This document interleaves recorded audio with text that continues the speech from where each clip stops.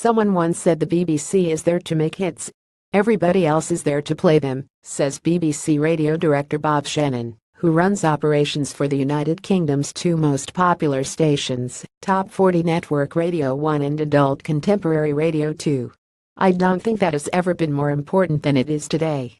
Together, the two stations, which jointly celebrate their 50th anniversary on September 30th, attract nearly 25 million weekly listeners, or 45% of the UK population aged 15 and older, according to figures from Radio Joint Audience Research. "They're the people that are really picking the next big things of the future," says Damien Christian, Director of Promotions at Atlantic Records UK, crediting Radio 1 and sister network Radio 2 with helping break new music from Anne-Marie, 21 Pilots and Clean Bandit in 2017. The station's backing also played an important role in campaigns for Warner's buyers Bruno Mars, Ed Sheeran and Paramore, Christian adds, noting that when Radio 1's 45-song weekly playlist split into A, B, and C lists is published every Tuesday, the music industry stops still to see what's gone on and off. Read more. Jay-Z addresses racial tensions in America, calls Trump a joke. Nevertheless, both networks are now facing unprecedented challenges from digital music services, with Shannon identifying global players like Apple or Spotify as the most impactful interventions into our world. In 2015, Apple poached 12-year BBC veteran Zane Lowe to run its Beats One radio stations.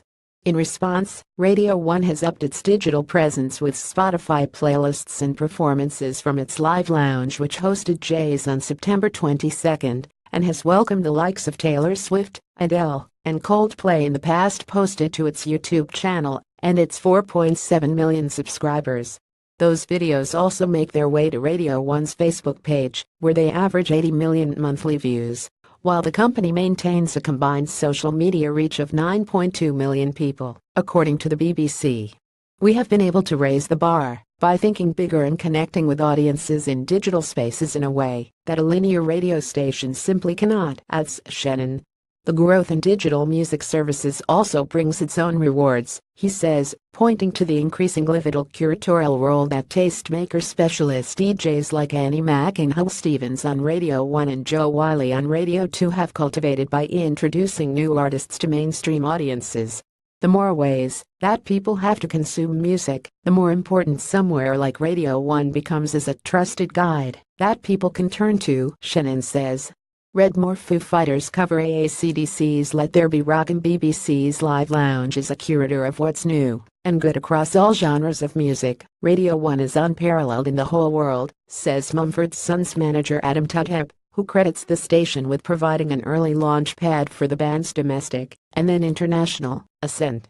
Who else would take a risk on a band whose central instrument was the banjo? This article originally appeared in the October 7 issue of Billboard.